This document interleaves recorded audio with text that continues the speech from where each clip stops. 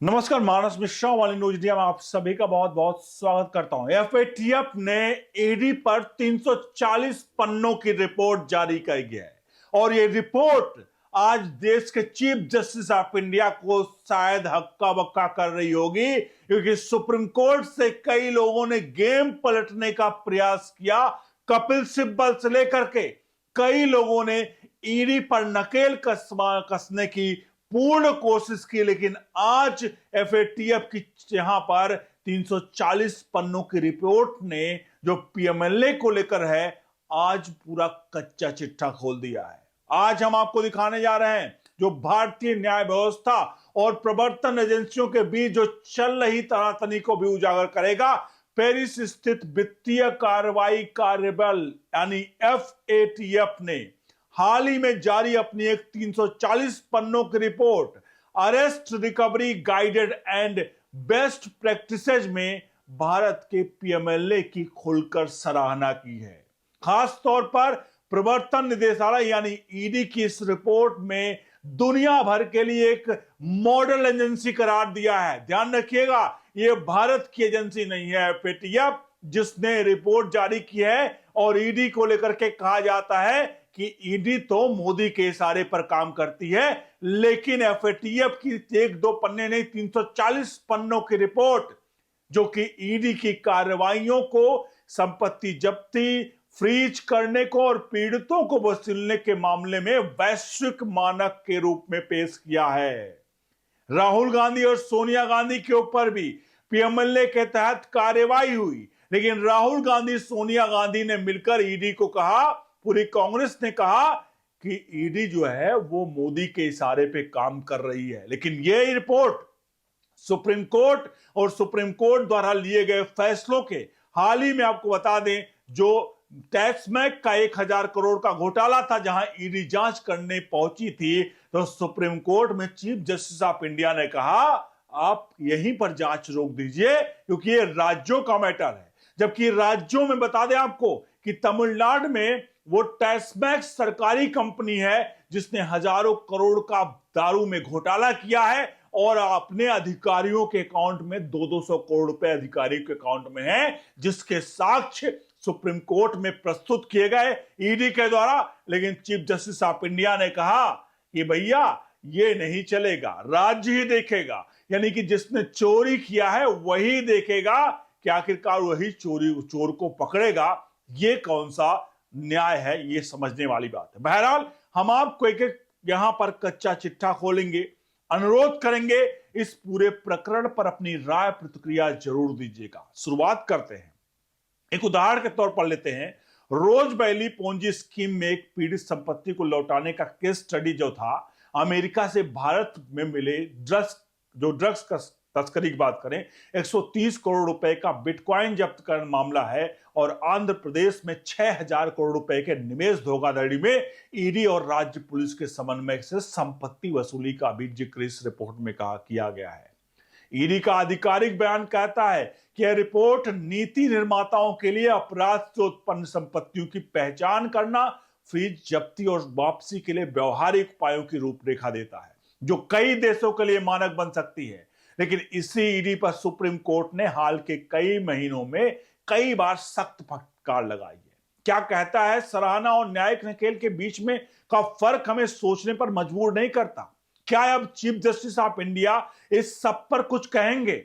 आइए तथ्यों और साक्ष्यों के आधार पर इनकी परतें खोलते हैं। सबसे पहले एफएटीएफ की इस रिपोर्ट का संदर्भ समझना जरूरी है। एफएटीएफ वैश्विक स्तर पर मनी लॉन्ड्रिंग और आतंकवाद फंडिंग रोकने के मानक तय करता है। भारत की 2019 से 2023 की म्यूचुअल इन्वेस्ट जो है इवैल्यूएशन रिपोर्ट यानी MER में भी ईडी की भूमिका मजबूत बताया गया था। लेकिन यह नई रिपोर्ट खासकर जब संपत्ति वसूली फोकस करती है, इसमें ईडी को मॉडल एजेंसी कहने का मतलब है कि भारत का तंत्र अन्य देशों के उदाहरण बन गया है इस समय। लेकिन घरेलू स्तर पर सुप्रीम कोर्ट की बेंच ने ईडी की कार्रवाइयों को कई बार कहीं ना कहीं संवैधानिक सीमाओं का उल्लंघन बताते हुए रोक लगाई है। उदाहरण के लिए तमिलनाडु के टैक्समैक लिकर स्कैम मामले में, जहां 1000 करोड़ रुपए के कथित घोटाले की जांच ईडी कर रही थी, सुप्रीम कोर्ट ने मई 2025 में ईडी के जांच पर स्टे लगा दिया। Justice B R. गवई और जस्टिस अरविंद कुमार की बेंच ने उस समय ईडी की सीमाएं लांघने और संघीय ढांचे का उल्लंघन करने का आरोप लगाया। कोर्ट ने कहा, क्रॉसिंग ऑल लिमिट्स। आप क्या कर रहे हैं? क्या होगा संघीय ढांचे का? टैस्मैक तमिलनाडु स्टेट मार्केटिंग कॉर्पोरेशन राज्य सरकार की शराब वितरण एजेंसी है। ईडी ने अप्रैल 2025 में इसके हेडक्वार्टर पर छापे मारे थे। दावा किया कि राज्य के अधिकारियों ने टेंडर प्रक्रिया में अनियमितताएं की, जिससे मनी लॉन्ड्रिंग हुई। लेकिन कोर्ट ने पूछा कि राज्य अपना जांच तंत्र है तो ईडी क्यों हस्तक्षेप कर रही है? यह मामला पीएमएलए यानी prevention of money laundering act के तहत दर्ज था, लेकिन सुप्रीम कोर्ट ने इसे राजनीतिक हथियार बनाने का संकेत दिया। अक्टूबर 2025 में कोर्ट ने स्टे को और बढ़ा दिया, जब टैस्मैक ने बताया कि ईडी ने ईसीआईआर यानी इन्फोर्समेंट केस इंफॉर्मेशन रिपोर्ट की कॉपी नहीं दी है। जस्टिस संजय करोल की बेंच ने फिर कहा कि ईडी राज्य के अधिकार क्षेत्र में घुसपैठ कर रही है। क्या होगा फेडरलिज्म का? यह ईडी की 2024-25 में भारत का फोकस की जांच का हिस्सा था, लेकिन कोर्ट ने इसे संवैधानिक संतुलन का मामला माना। टैस्मैक केस सिर्फ एक उदाहरण नहीं है। जनवरी 2025 में सुप्रीम कोर्ट ने ईडी को लिविड होकर के फटकार लगाई, जब एजेंसी ने कुछ कैटेगरी के आरोपियों को जेल रखने के लिए कानून के विपरीत दलीलें दी। जस्टिस संजय कुशलपाल सिंह और जस्टिस अरुण मिश्रा की बेंच ने कहा, ईडी लोगों को जेल में रखना चाहती है, यह क्या तरीका है? यह पीएमएलए के तहत बेल प्रावधानों से जुड़ा था, जहां ईडी ने ट्रायल के दौरान बेल रद्द करने की मांग की। कोर्ट ने स्पष्ट किया कि पीएमएलए के सेक्शन 45 के ट्विन कंडीशंस यानी आरोपी निर्दोष साबित करे और समाज आर्थिक रूप से खतरा ना हो को सख्ती से लागू करना है। लेकिन ईडी की दलीलें इनका दुरुपयोग दिखा रही थी। इस क्रम में अगस्त 2025 में कोर्ट ने ईडी को क्रुक की तरह व्यवहार न करने की हिदायत दी। जस्टिस बीबी नागरत्ना और जस्टिस अगस्तिन जॉर्ज मसीह की बेंच ने कहा कि एजेंसी को कानून की चार दीवारों के अंदर रहना होगा। यह केस जो है लैंड फॉर जॉब स्कैम से जुड़ा था, जहां ईडी ने लालू प्रसाद यादव और उनके परिवार को सम्मन किया। कोर्ट ने ईडी की अपील खारिज कर दी। कहा, राजनीतिक लड़ाइयां कोर्ट में नहीं, जनता के बीच लड़नी चाहिए। अब बात करते हैं कपिल सिब्बल की। वरिष्ठ अधिवक्ता कपिल सिब्बल ने कई मौकों पर ईडी और पीएमएलए के दुरुपयोग पर सुप्रीम कोर्ट के तर्क दिए।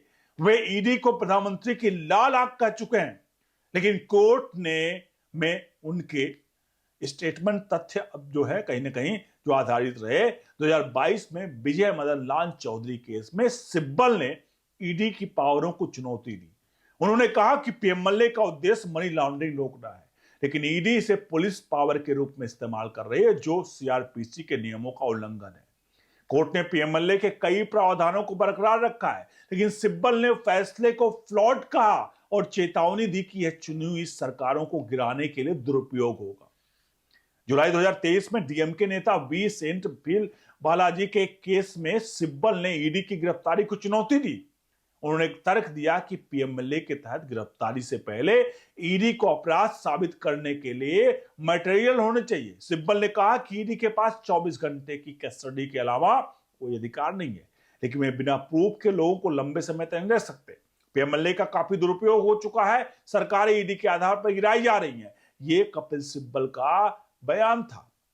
सॉलिसिटर जनरल तुषार मेहता ने इस राजनीतिक जो स्टेटमेंट कहा, लेकिन कोर्ट ने सिब्बल के तर्कों का विचार किया और मई 2025 में पीएमएलए जजमेंट को रिव्यू में सिब्बल और सॉलिसिटर जनरल के मुद्दे को फ्रेम करने को कहा गया। सिब्बल ने दिल्ली हाई कोर्ट में टीएमसी नेता अभिषेक बनर्जी के सम्मन को चुनौती देते हुए कहा कि ईडी ऑल इंडिया जुरिस्डिक्शन नहीं है और ये ईडी की कार्रवाई को न्यायिक जांच के दायरे में लाता है। चीफ जस्टिस डीवाई चंद्रचूड़ के कार्यकाल में ईडी पर टिप्पणियां आई थी।